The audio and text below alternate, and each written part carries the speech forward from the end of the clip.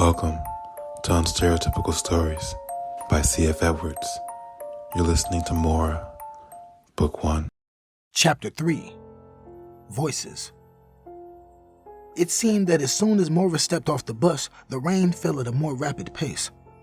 Mora removed her umbrella from her backpack and opened it as soon as she stepped out into the inclement weather. She tilted her purple umbrella at a 90-degree angle so it would block her face and shield her hair from the cold, wet droplets that could collide against her skin. Mora dodged puddles and avoided falling as she slipped on oily and wet patches of pavement. Light rain was in the forecast, but she had not expected the vigorous wind and harsh rainfall. As Mora climbed the steps to her school, Andorra Christian Academy, a forceful gust of wind hurled her umbrella out of her hand. It skipped across the parking lot. Mora ran after it, but every time she got close enough to grab it, it moved a few feet away from her.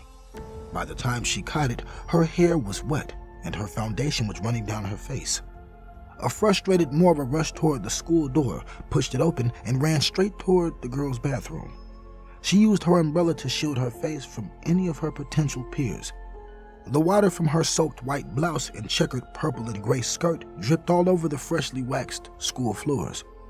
Her water-laden loafers left puddles of water and remnants of mud tracks on the floor. Just as Mora was about to enter the bathroom, 3 11th grade girls by the name of Sarah, Emily, and Marissa came from out of the bathroom. Their skin tones mimicked the hues of peach, vanilla, and caramel. They exited the bathroom wearing matching cheerleading costumes. They appeared to be dressed as triplets, although they looked nothing alike. They pushed their long, beautiful locks of hair behind their ears as if they had spent hours rehearsing the simplistic and overdone motion. Mora watched as if the 3 girls scurried away from her as if she were plagued with some uncurable, contagious disease. She admired their busty chest, long straight hair, and light skin tones, but resented the freedom they had to experiment with their looks. As she entered the bathroom, she heard the girls snicker and whisper behind her back.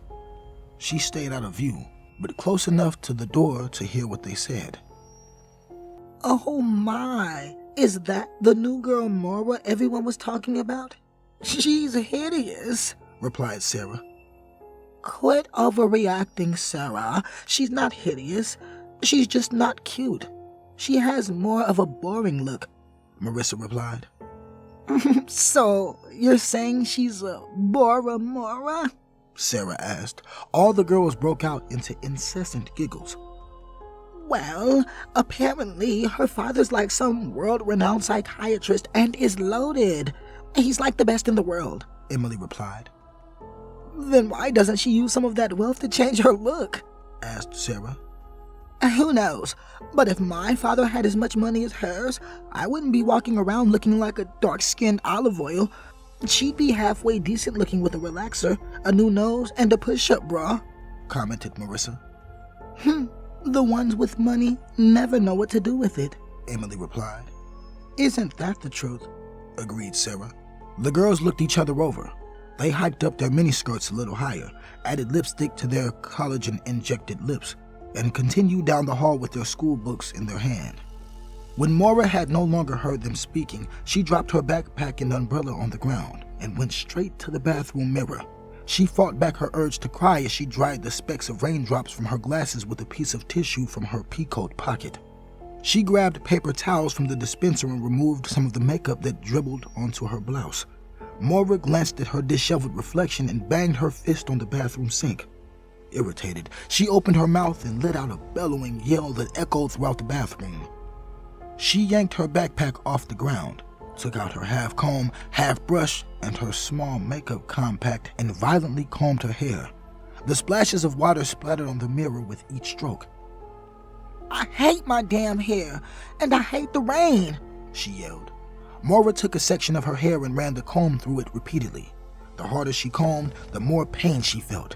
It had returned to its tight curls, and the only way to revert to its original style was to straighten it again. This is my father's fault. If he was on time, I wouldn't have had to walk in the rain, deal with Candace, and hear mean words from the most popular girls in school, she mumbled.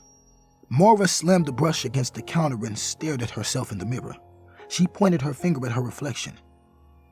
And if you didn't have dark, blotchy skin and coarse hair, I wouldn't have to straighten my hair, lighten my skin, and wear makeup.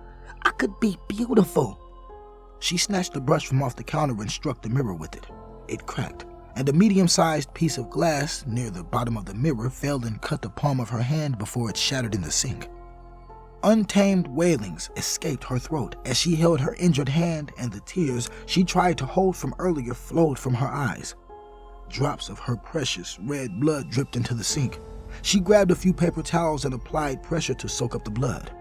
After a few gentle presses, the bleeding stopped.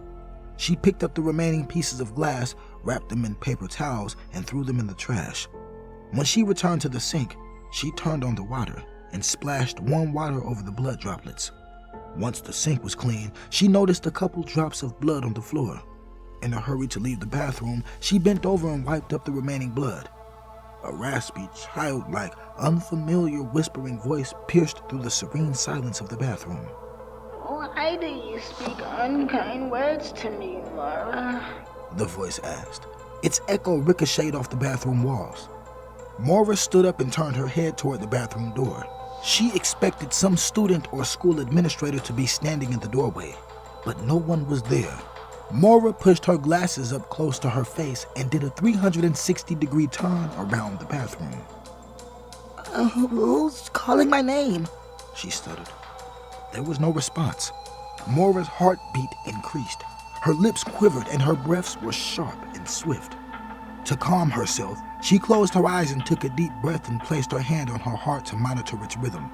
She crept toward the bathroom stalls and wondered who would orchestrate such a frightening scare on Halloween. One by one, she pushed open the stall doors. Icy shivers traveled down her arms as she heard the door creak. Once it was fully open, she looked inside, and no one was there. Unable to take any more suspense, she opened the remaining 2 doors, but they were also empty. She nervously swallowed a huge gulp of air, which resulted in a dry cough. The temperature in the bathroom dropped, which resulted in raised goosebumps on her arms. Mora picked up her backpack and jetted for the door. The light bulbs in the bathroom burst, and shards of glass fell like confetti from the ceiling. Mora tripped over her umbrella and fell to the ground and covered her head to shield herself from the raining glass. Sticks and stones rarely break bones, but your unkind words will make me harm you. The raspy, unidentified voice chanted. Once she heard the last glass piece fall, she hopped up off the floor. As she gazed directly in front of the cracked mirror, a sharp chill shot through her body. Her reflection was no longer staring back at her. It had been replaced by the apparition-like entity from her dream. Its eyes were no longer black. They were scarlet red. She had long crystal yellow nails, and her bangs fell just above her eyelids. Mora opened her mouth to scream, but no sound came forth. Her feet felt like they were cemented to the floor and wouldn't budge, no matter how hard she tried to move. The reflection girl stood there with the same bristly hair, purple spectacles, and dirty blouse that Mora was wearing. Next, Mora heard the click, clicking sound as it slowly and rigidly lifted both its hands from its side. It reached out its arms toward Mora and walked closer toward her. Mora wiggled her legs and they moved. She ran at lightning speed and snatched up her backpack from the floor that was in the door's pathway. She jetted down the lengthy dark hallway. Ear-piercing screams exploded from her lungs and echoed throughout the school. Her nightmares had manifested, and her fear was suffocating her. She could barely breathe, but she kept running. Strong footsteps chased behind her. At first, the steps sounded like a fast-paced walk. It then morphed into a light jog, and then transformed into a full-on sprint. Mora picked up her pace. Come back! Come back! An unfamiliar voice yelled. Mora did not turn around. Something within her broke, and she received her second wind. She threw her backpack on the ground and was now running like a track star. Her hands were like fan blades as they moved back and forth alongside her slim frame. Mora heard the footsteps draw nearer. Her heart was about to explode through her chest. The sound of her loafers clicked rapidly against the hard surface of the school floor.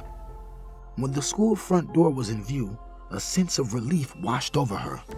Her relief changed to chills when a strong, cold, and wet hand gripped its long fingers on her shoulder. If you don't want to wait 2 weeks for the next full episode, get the audiobook and ebook on Amazon.com.